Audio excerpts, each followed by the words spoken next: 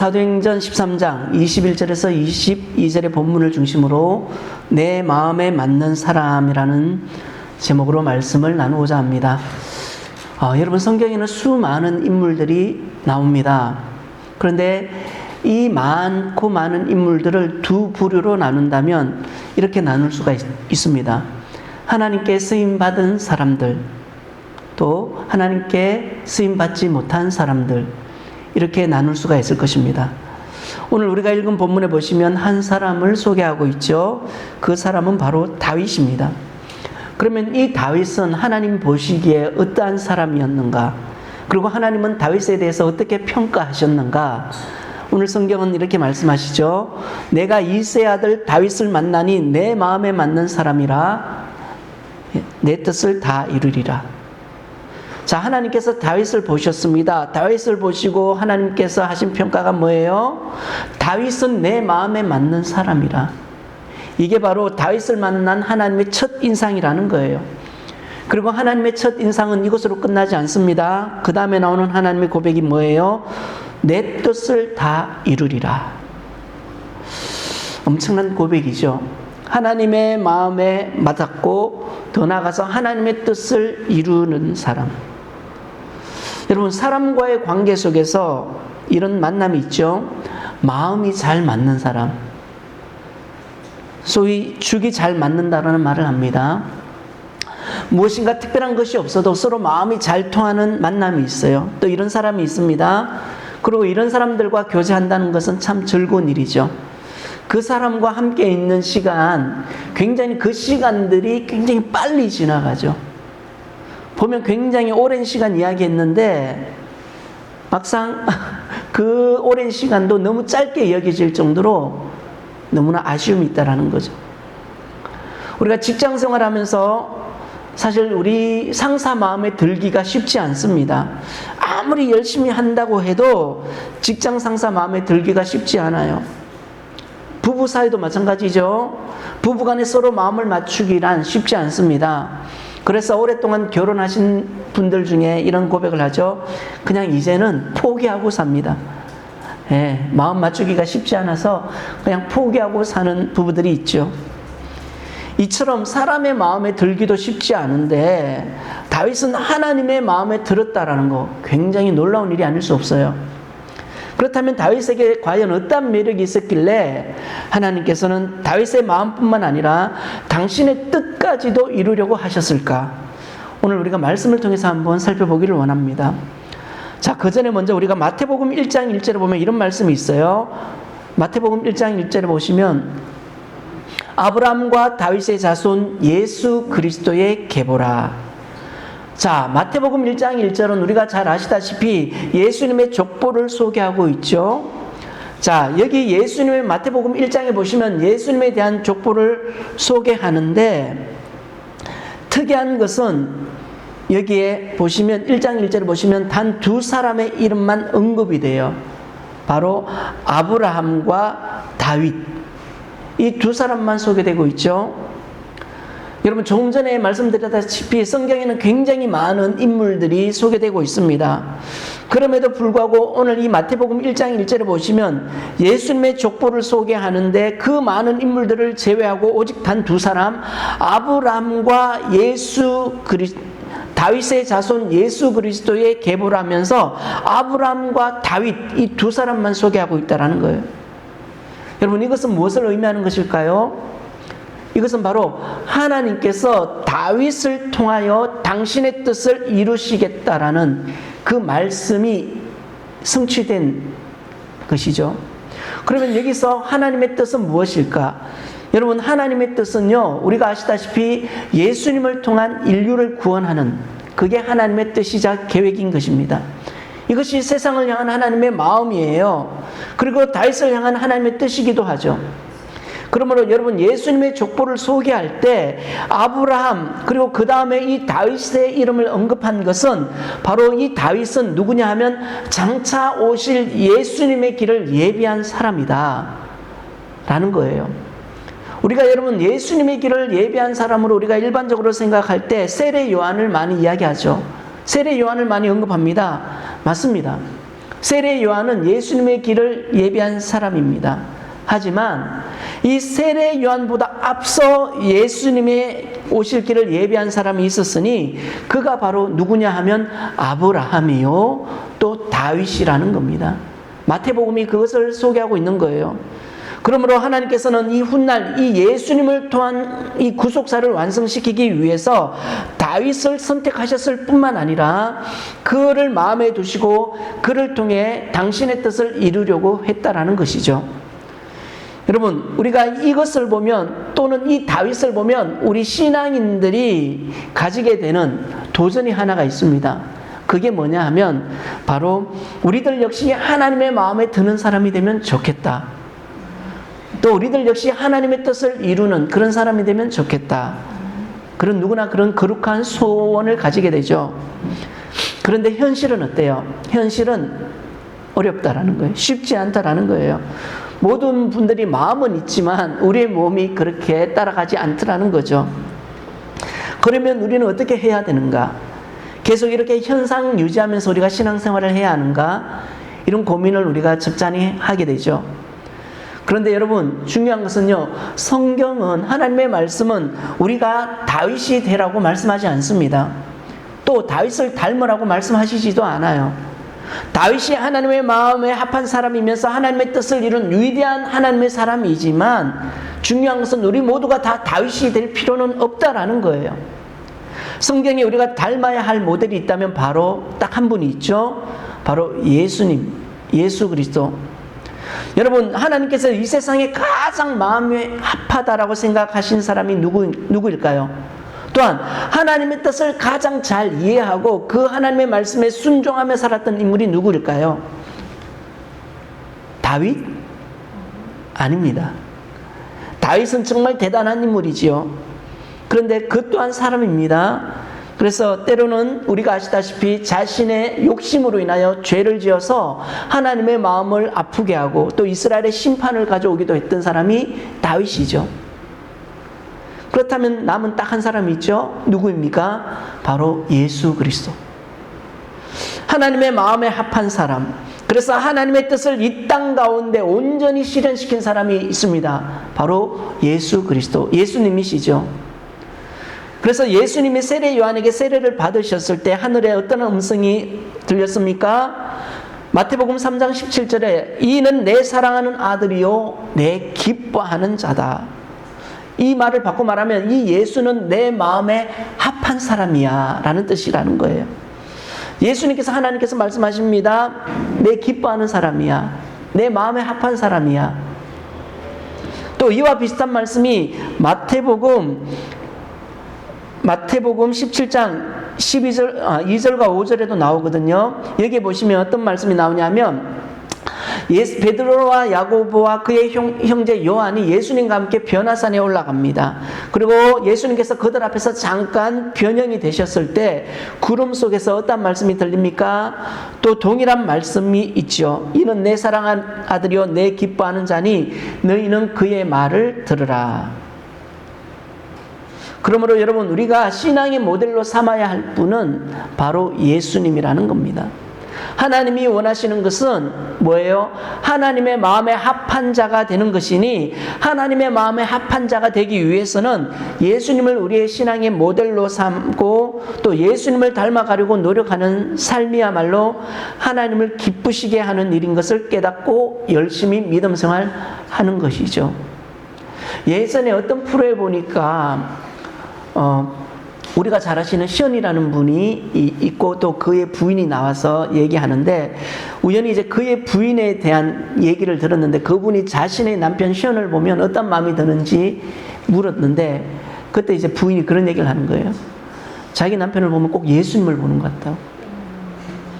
우리가 알다시피 그분 대단히 믿음도 좋고 아내에 대한 사랑이 유별나기로 우리가 다 잘 알고 있잖아요. 예. 자신의 남편을 볼 때 예수님처럼 보인다. 이거는 대단한 고백이 아닌가 같아요. 아닌가 모르겠습니다. 자, 여러분, 우리가 예수님을 닮아가려고 노력하는 삶이 필요하죠. 그러면 우리가 여기서 또 드는 생각이 있죠. 어떻게 하면 우리 신앙인이 하나님을 기쁘시게 할까? 또 어떻게 하면 우리가 예수님을 닮아갈 수 있을까? 그렇게 하기 위해서는 우리가 구체적인 우리 신앙생활의 목표가 있어야 합니다. 그리고 그 목표를 설정했으면 우리가 기억해야 하는 것이 하나가 있는데, 그것은 바로 책임의식이라는 거죠. 여러분, 목표가 있는 사람은 그 목표를 이루기 위해서 책임감을 느낍니다. 하지만 목표가 없는 사람은요, 책임감도 부족하죠. 한 가정을 책임지고 있는 가장에게는 목표와 책임감이 있습니다. 또 자녀를 둔 부모님에게는 부모로서의 책임감이 있죠. 또 가게를 운영하거나 사업하시는 분들, 또는 교회를 담임하고 있는 목회자들 모두가 마찬가지라는 거예요. 이런 말이 있습니다. 천재는 노력하는 사람을 이길 수가 없다. 여러분, 우리가 신앙생활 하면서 하나님의 마음에 드는 사람이 되기를 소원하는 마음이 있다면 우리는 우리 나름의 목표를 세워서 신앙생활 할 수 있어야 된다는 거예요. 오늘 우리는 이 목표를 이루기 위한 3가지 목표 설정을 한번 살펴보고자 합니다. 첫 번째, 우리가 세워야 할 목표는 변화의 목표라는 거예요. 변화의 목표를 세워야 한다는 거예요. 여러분, 우리가 오랫동안 신앙생활을 하면서도 아직까지 우리 안에 변화되지 않은 것들이 있죠. 저와 여러분, 우리 안에 여전히 요셉의 채색옷이 우리 안에 걸쳐져 있습니다. 야곱의 부러지지 않은 환도뼈가 우리 안에 있더라는 거예요. 이 채색옷과 이 환도뼈는 하나님과 우리 사이를 가로막고 있죠. 하나님과 우리 사이를 가로막으면서 여전히 우리 신앙이 성장하지 못하게 만드는 나쁜 습관들이 있습니다. 여러분, 변화가 뭐예요? 변화는 내가 잘못된 것으로 생각하고 판단하는 것들을 과감하게 끝내는 것이 바로 변화의 시작인 것이죠. 술을 먹는 것이나 또는 담배를 오랫동안 피우다가 갑자기 내가 끊어야 되겠다라고 마음먹고 피우지 않는 것, 이것이 바로 변화인 것입니다. 변화는 내 안에 있는 잘못된 신앙의 습관들을 찾아서 하나 둘씩, 여러분, 의사가 수술대에서 나쁜 암세포 조직들을 잘라내듯이 우리 역시 이것들을 하나 둘씩 잘라내는 것이 바로 변화의 시작이라는 거예요. 이러한 변화를 위해서는 목표를 세우는 것이 중요하죠. 여러분, 의사가 환자를 수술할 때 아무런 목표 없이 수술하지 않습니다. 목표를 설정하고 수술할 때 비로소 건강한 몸을 찾을 수가 있는 것이죠. 오늘날 많은 사람들이 유튜브를 합니다. 유튜브를 한다 해가지고 무작정 영상 촬영하지 않습니다. 유튜브 촬영할 때 가장 오랜 시간이 걸리고 공들이면서 깊은 고민을 하는 시간이 언제냐면 바로 컨셉을 잡는 거예요. 오늘 어떤 컨셉으로 촬영에 임할까? 그게 굉장히 중요하죠. 과연 이 컨셉으로 나갔을 때 구독자들이 또는 시청자들이 어떠한 반응을 할까? 오랜 고민 가운데 촬영한다라는 거예요. 우리의 신앙생활도 이와 같습니다. 여러분, 변화가 필요하다라는 생각이 들 때 과감하게 변화가 필요한 부분에 대한 목표를 설정하고 과감하게 메스를 들어야 된다라는 거예요. 그렇지 않으면 우리의 장기를 갉아먹는 암처럼 우리의 영혼을 조금씩 갉아먹는다라는 사실을 우리가 꼭 기억해야 되더라는 것이죠. 자, 그렇다면 변화를 주어야 할 것들이 어떤 것들이 있을까? 많은 것들이 있죠. 소극적이고 미지근한 태도의 변화, 또는 우리의 성격, 이 성격에 대한 변화, 때로는 우리가 말실수가 많은 사람은 말에 대한 변화, 그리고 행동의 변화 등등등. 교회 밖에서는 엄청 열심히 하고 적극적인 사람들이 이상하게 교회 안에만 들어오면 소극적이고 미지근한 태도를 보이는, 오늘날 많은 현대를 살아가는 그리스도인의 특징이죠. 예전에 신앙생활을 하셨던 우리 장로님들, 권사님들의 또는 집사님들의 그 신앙을 볼 때, 그 열심히 볼 때 오늘날 많은 이런 부분들이 결여되어 있는 것이 사실이죠. 또는 그 반대인 경우도 있죠. 교회 안에서는 엄청 열심히 하는데 가정일에 소홀히 하고 밖에 일에 소홀히 하는 사람들이 있습니다. 이러한 것들로부터의 변화가 필요합니다. 그리고 이 변화를 위해서는 계획을 세우는 것이 필요하죠. 두 번째, 우리가 세워야 할 목표가 있습니다. 그것은 바로 성장에 대한 목표죠. 여러분, 사람은 성장해야 합니다. 몸도 성장해야 되고 우리의 정신도 성장해야 되고, 특별히 신앙인은 몸과 마음뿐만 아니라 우리의 영성도 성장해야 하는 것이죠. 우리 어린 자녀들이 밥도 잘 먹고 잘 자고 잘 노는데도 불구하고 성장하지 않는다면 이것처럼 부모님의 마음을 힘들게 하는 것은 없습니다. 저는 우리 아이들이 저보다는 조금 더 컸으면 하는 바람이 있어요. 사실 지금처럼 구김없이 밝고 쾌활하게 사는 것도 좋지만 그래도 부모 욕심에 이왕이면 아빠보다는 조금 컸으면 하는 그런 마음이 있는데, 그런데 이런 마음을 우리 첫째는 그래도 잘 먹는데 둘째 같은 경우는 밥을 진짜 안 먹어요. 밥을 안 먹고 자기가 좋아하는 군것질은 엄청나게 또 먹고, 이런 거 보면 좀 마음이 좀 속상하죠. 그러면서 쭉쭉이 체조는 아침 저녁으로 해달라고 하죠. 밥은 안 먹고 몸에 좋은 것은 안 먹으면서 쭉쭉이 체조는 계속 해달라고 합니다. 여러분, 우리의 믿음도 자라야 하는 것이죠. 그런데 오랜 신앙생활을 했음에도 믿음이 자라지 않는다면 우리의 영적인 부모이신 하나님의 마음은 어떨까? 나름 사명감이 있어 목사도 되고 또 교회 오랫동안 다녀 인정받아 장로도 되고 권사도 되고 집사도 되고 안수집사라는 그 직분도 받았음에도 우리의 신앙이 자라지 않아서 어린아이처럼 늘 제자리에 머물러 있다면 우리 하나님께서 얼마나 슬퍼하실까요? 그래서 에베소서 4장 13절과 16절에 보시면 이런 말씀이 있습니다. 우리가 다 하나님의 아들을 믿는 것과 아는 일에 하나가 되어 온전한 사람을 이루어 그리스도의 장성한 분량이 충만한 때까지 이르리니 이는 우리가 이제부터 어린아이가 되지 아니하여 사람의 속임수와 간사한 유혹에 빠져 온갖 교훈의 풍조에 밀려 요동하지 않게 하려 함이라. 오직 사랑 안에서 참된 것을 하여 범사에 그에게까지 자랄지라. 그는 머리니 곧 그리스도라. 그들에게 온몸이 각 마디를 통하여 도움을 받음으로 연결되고 결합되어 각 지체의 분량대로 역사하여 그 몸을 자라게 하며 사랑 안에서 스스로 세우느니라. 자, 에베소서 4장 13절에서 16절까지의 말씀은 우리의 믿음이 계속해서 성장해야 된다라고 말씀하고 있죠. 여러분, 이 시간 이 말씀을 통해서 우리 스스로의 믿음을 한번 점검해 봅니다. 나의 믿음은 자랐는가? 아니면 멈추었는가? 그것도 아니면 퇴보되었는가? 아니면 지금도 자라고 있는가? 바라기는 저와 여러분의 믿음이 하나님 은혜 안에서 조금씩 성장할 수 있기를 주의 이름으로 축복합니다.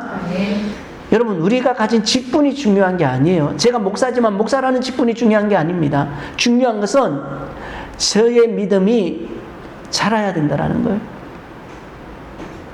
우리에게는 여러분 신앙의 줄자가 필요합니다. 보통 우리 부모님들 아이들 키우셨을 때, 우리 지금 나은이 같은 경우도 우리 엄마 아빠 또는 할머니가 그렇게 하시겠지만 집에 보면 아이들의 키를 재는 자가 있죠. 벽에 이제 아이를 세워놓고 연필로 그으면서 아이의 키를 잽니다. 그러면서 조금씩 이제 성장하는 것을 우리가 보게 되죠. 이 모습을 보면서 저는 우리에게도 이러한 줄자가 필요하구나. 내 신앙의 줄자, 내 믿음의 줄자, 말씀과 기도의 줄자를 통해서 우리 스스로 확인했을 때 나의 믿음은 얼마만큼 자랐을까? 이렇게 점검해 보는 것도 우리 신앙의 유익이 아닌가라는 생각을 해보게 돼요. 여러분, 우리의 믿음도 이와 같이 변화되고 성장을 해야 합니다. 믿음을 성장하는 일에 목표를 세워야 합니다. 그리고 믿음을 성장시키는 목표는 많이 있죠. 예배와 기도 생활에 대한 목표, 또는 우리 삶에 대한 목표, 이런 것들을 세워야 하죠. 지금 이대로는 안 되겠구나라는 생각 속에서 나름의 목표를 세워야 하죠. 교회 안에서도 성도들 간의 관계 속에서도 목표가 있어야 합니다. 교회 안에서 보시면 저희 아직 이제 교회가 개척교회다 보니까 성도님들 많이 안 계시지만 그래도 어느 정도 자리 잡은 교회 또는 뭐 그렇게 자리 잡지 않더라도 여러분 교회 안에서도요 믿음의 말을 하는 사람이 있는 반면에 굉장히 믿음 없이 부정적인 말을 하는 사람이 있죠. 그러면 이왕 우리가 신앙생활 할 때 어떤 목표를 세우느냐? 내가 교회 공동체의 일원이 되어서 이 교회를 섬길 때 나는 어떤 목표를 세워야 되는가? 이왕이면 믿음의 말을 하는 사람, 나에게 그 말을 통해서 그의 모습을 통해서 나에게 좋은 긍정적인 도전을 주는 사람, 그러한 사람들을 가까이 해야 되겠다라는 그러한 목표를 세우는 것이 좋죠. 학교에서도 마찬가지입니다. 학교에 가면 많은 이제 같이 공부를 하고 있는 원우들을 보게 되는데 그 원우들 중에 보면 많은 분들이 목회자입니다. 그 목사님들 중에서도 보면 목사임에도 불구하고 저분이 목사가 맞나 싶을 정도로 굉장히 부정적인 분들, 은사를 하시는 분들이 있거든요. 자, 그분들과의 관계보다는 이왕이면 굉장히 긍정적인 도전을 주는 목사님들과의 교제가 또 많은 도움이 될 때가 있죠. 뿐만 아니라 우리가 하나님을 아는 일에도 열심을 내야 됩니다. 하나님을 아는 일에 성경처럼 좋은 게 없죠. 그래서 교회 모임에도 적극 참여하는 것도 중요하죠. 여러분, 그래서 로마서 12장 11절에 보시면 이런 말씀이 있습니다. 부지런하여 게으르지 말고 열심을 품고 주를 섬기라. 참으로 와닿는 말씀이 아닌가 싶습니다. 우리가 천국 그리고 하나님 앞에 서기까지 우리 안에 부지런함과 열심이 있어야 된다. 자, 마지막 세 번째, 우리가 하나님 마음에 합한 사람이 되기 위해서 우리에게 필요한 목표는 바로 신앙생활의 목표를 세워야 합니다. 여러분, 우리가 인간으로서 또는 하나님의 백성, 하나님의 자녀로서 우리가 이 세상을 살아갈 때 우리 삶의 목적이 무엇입니까? 그 목적에 대해서 고린도전서 10장 31절을 보시면 그런즉 너희가 먹든지 마시든지 무엇을 하든지 다 하나님의 영광을 위하여 하라고 말씀합니다. 우리 신앙인들이 추구해야 할 목표가 있습니다. 그것은 바로 하나님의 영광을 위한 일이죠. 여러분, 주님께서 저와 여러분들 우리를 구원해 주신 목적이 무엇입니까? 바로 하나님의 온전한 형상을 이루기 위해서 하나님께서 저희를 구원해 주셨어요. 예수님의 그 피값으로. 죄로 인해 죽을 수밖에 없었던 우리를 예수님의 대속의 은혜로 죽지 않은 존재가 되었으니 이로써 우리가 추구해야 할 삶이 있다면, 삶의 목표가 있다면 바로 하나님의 영광을 위한 일인 것이죠. 우리 모두는 예수님의 은혜로 말미암아 덤으로 사는 인생들이 되었다라는 거예요. 옛날에 민혜경이라는 가수가 이런 노래를 불렀습니다. 내 인생은 나의 것. 내 인생은 나의 것, 내 인생은 나의 것, 그냥 나에게 맡겨주세요. 내 인생은 나의 것, 내 인생은 나의 것, 나는 모든 것을 책임질 수 있어요. 예, 민혜경이라는 가수가 이런 노래를 불렀거든요. 그런데 정말이냐는 거죠. 아닙니다. 여러분, 내 인생은 나의 것이 아니에요. 성경은 내 인생이 나의 것이 아니라 내 인생은 오직 하나님의 것에 달려있다라는 거죠. 그래서 로마서 11장 36절에 이는 만물이 주에게서 나오고 주로 말미암아 주에게로 돌아감이라 그에게 영광이 세세에 있을지어다. 아멘. 사도 바울께서 말씀합니다. 만물은 다 하나님의 손에 만들어졌다라는 거예요. 그리고 하나님의 손에 보존이 되며 결국 하나님의 손으로 돌아가게 된다.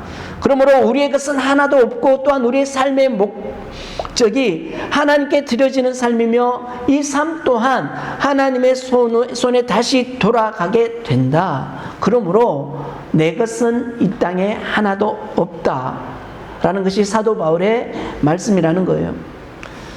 여러분, 내게 있는 모든 것, 내게 있는 모든 시간과 물질 더 나아가서 우리의 삶 또한 하나님께서 우리에게 맡겨 놓으신 것이기 때문에 우리의 삶의 목적은 당연히 그분의 영광을 위하여 추구하며 살아가는 삶이 되어야 하는 것이죠. 세상에 내 것은 하나도 없으니 그 모든 것이 하나님의 것임을 인정하고 더 나아가서 그분을 영화롭게 하는 것이야말로 우리 모두가 하나님을 기뻐하시는 자가 되고 더 나아가서 하나님의 마음에 합한 자가 될 수 있더라는 거예요. 내가 있는 곳에서 또는 여러분이 있는 곳에서 가장 나다운 모습으로, 여러분다운 모습으로 하나님께 영광을 돌리는 것을 우리 삶의 최우선의 목표로 세울 때 우리 역시 하나님을 기쁘시게 하는 인생으로 살아갈 수 있더라는 겁니다. 이제 말씀을 마무리합니다. 다윗처럼 하나님의 마음에 합한 자가 되기를 원하는 그런 마음의 소원을 가지기 위해서는 우리는 오늘 세 가지 목표를 세워야 된다고 말했습니다. 변화의 목표, 성장의 목표, 또 신앙생활의 목표.